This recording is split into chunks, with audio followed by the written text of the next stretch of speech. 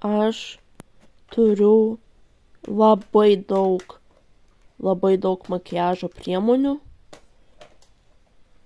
kuriuos nenaudoju kasdienybėje. Ir kai aš kalbu apie makiažą, man labai svarbu yra paaiškinti tai, kad jis man niekada nebuvo tik kasdienė rutina ar grožio priemonė. Daugeliui žmonių makiažas pirmiausia siejasi su pasigražinimu, su tam tikru įvaizdžio kūrimu, su socialinio lūkesčių patenkinimu, dažniausiai socialiniu toksišku lūkesčių patenkinimu. Tačiau man jis visada buvo visiškai priešingų dalykų.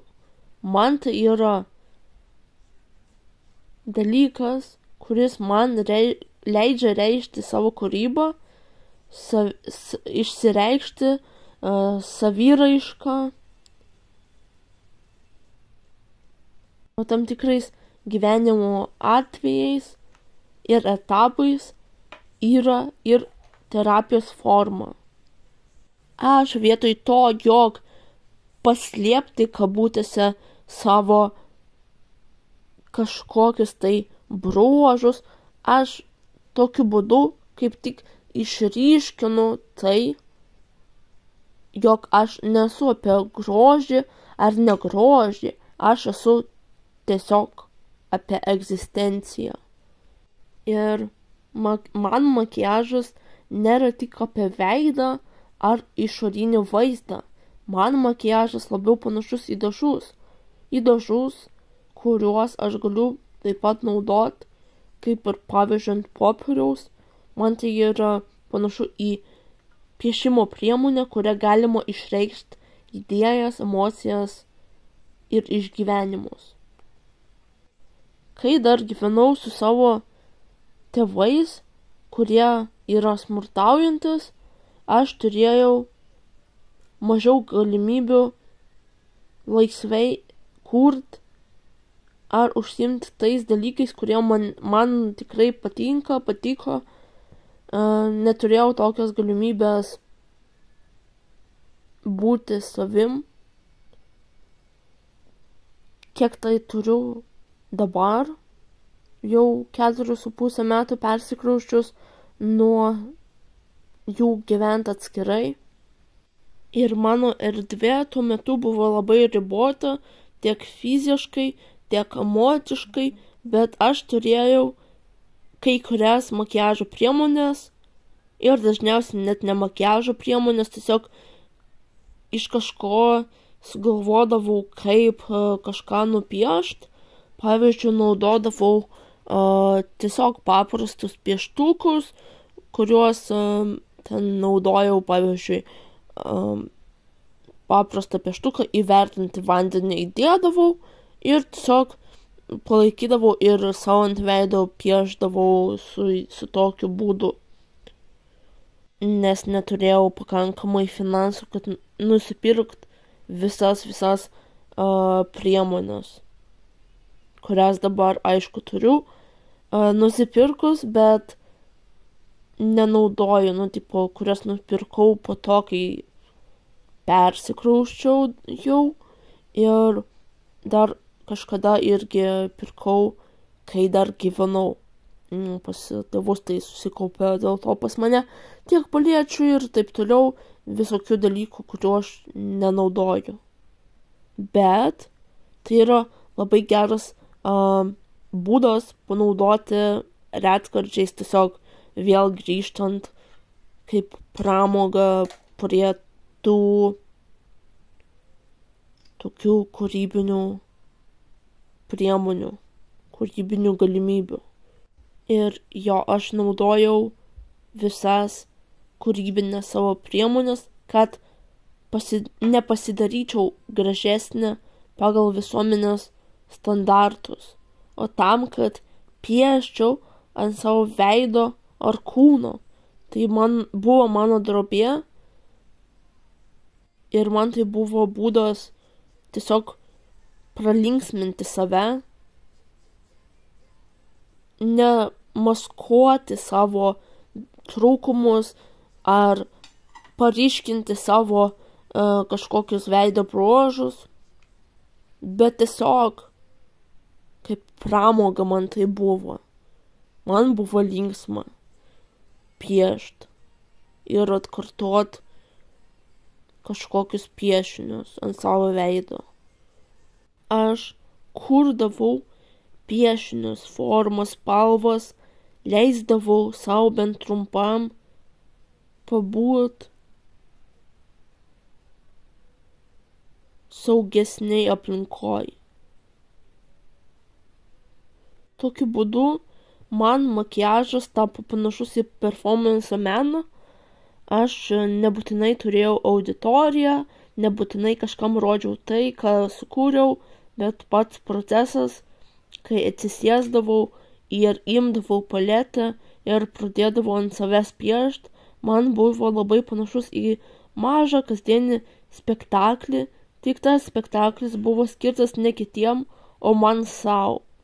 Sau, man, mano vidiniam pasauliui, mano emocijomis, mano išgyvenimams. Labai dažnai aš ieškodavau įkvėpimo, kadangi neturėjau profesionalių įgūdžių ar žinių, kaip tinkamai naudoti makiažą. Aš ieškodavau nuotraukų, iliustracijų, pavyzdžiui, internete. Kartais tai būdavo koks nors įdomesnis makiažo dizainas, kurį norėdavau atkartoti, kartais tai būdavo visiškai nesusijęs su makiažo piešiniai, kuriuos tiesiog perkeldavau ant savo veido. Šitaip aš mokiausi, bet tuo pačiu metu ir leidau savo eksperimentuoti be spaudimų, būti tobulą. Ir tai man suteikė labai daug, nors ir aplinka aplink mane buvo destruktyvi. Šis mažas procesas davė jausmą, kad aš galiu kontroliuoti savo aplinką, galiu sukurti kažką savo.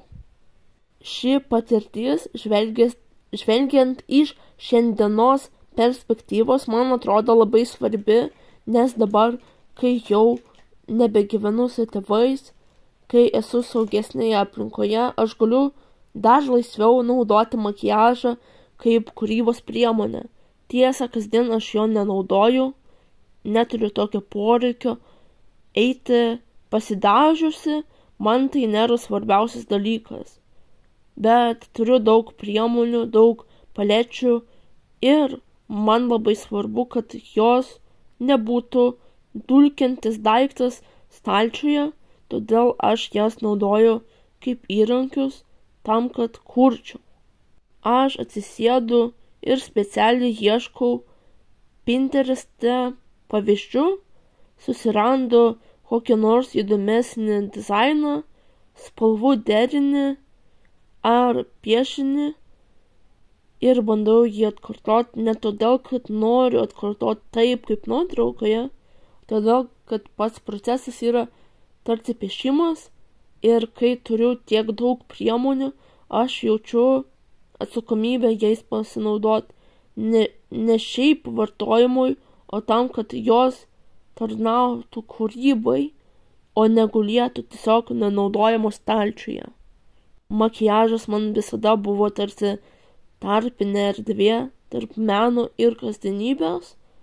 Vieni žmonės turi drobės, teptukus, akrilinius dažus, aš taip pat turiu, aš dažniausiai mėgstu piešti skaitmeninius piešinius, tačiau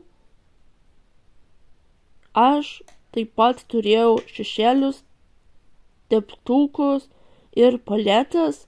Skirtumas tik tas, kad mano kūnas ir veidas man tapdavo dar vieną galimybę kurti, man tapo vieta, kurioje aš galėdavau reikšti savo idėjas. Ir tame buvo kažkas labai asmeniško, nes juk tai, kaip piešiant popierius, tai yra šiek tiek išorinis procesas, o kaip piešiant savęs, tu tarsi įtrauki savo tapatybę, savo buvimą, savo kūną į kūrybos procesą. Tai yra daug daugiau intimesnė forma. Dar vienas dalykas, kuris man atrodo svarbus, makiažas toks naudojimas netradiciškai išmokė mane priimti save labiau, nes tai vis tiek yra, matymas savęs, matymas, kaip tavo kūnas keičiasi, ir tai yra priėmimas savęs ir be makiažo, ir su makiažu, ir su makiažu, ir be makiažo. Ir su tais piešiniais, ir be jų, ir su jais, ir be jų. Aš žinau, kad daug kas gali pasakyti, tai juk švaistymas priemonių arba makiažas turi būti naudojamas pagal paskirtį, bet man atrodo, kad kūryboje nėra tokio dalyko kaip kabutėse netinkama paskirtis. Jeigu priemonės padeda man išreikšti savo kažkokius dalykus, jos man padeda paleisti emocijas ar išgyventi kažkokį sunkesnį laikotarpį ir nemaskuoti save, kuriant fake įvaizdžius, tai jau yra tinkamas panaudojimas. Ir iš tikrųjų tai buvo daug sveikesnis būdas tvarkyti su skausmu ir įtampa, nei tie, kurie dažniausiai pasirenka žmonės, kai neturi sveikų išeičių. Tarkim, per savižalą, per priklausomybės ir taip toliau. Todėl aš galiu pasakyti, kad makiažas man nėra tik kosmetika. Tai yra pasirinkimas apie tai, kaip aš sugebėjau rasti kūrybinę išeitį net sunkiausiose gyvenimo etapuose. Jis yra man įrankis, per kurį aš galiu išreikšti idėjas, net jei jos niekam kitam yra nesuprantamos. Jis yra mano terapijos forma, ne ta tradicinė prasme, bet kaip kūrybinis veiksmas, kuris mane ramina, įkvepia ir leidžia tiesiog eksperimentuoti ir pramogauti ant savo veido. Man atrodo, kad tokie dalykai labai yra svarbus kiekvienam žmogui, nes visi mes turime priemonių aplink save, kai kam tai dažai, kai kam tai muzika, kai kam tai fizinis aktyvumas, o man buvo tam tikrų momentų makiažas. Iš pirmo žvilgsnio tai gali atrodyti kaip spalvoti šešėliai ar dažai, bet iš tikrųjų jie tampa labai reikšminga gyvenimo dalimi, jie tampa iš gyvenimo kūrybos ir savęs priėmimo, kūrimo istorijos dalimi. Ir man apskritai makiažas visada buvo tuo metu, kai aš jį labiau naudodavau, išgyvenimo priemonė, padėdavo pralinksminti save ir dėl to aš jo niekad nenaudoju, kad paslėpti savo kažkokius trūkumus, sukurti savo įvaizdį kažkokį, man tai neatrodo logiška pasislėpti po dekoracijomis. Iš tikrųjų, man neatrodo logiška slėptis po dekoracijomis. Man atrodo logiška matyti save be makiažo, bet kartais naudot makiažą, jog pabūt tiesiog kitokiam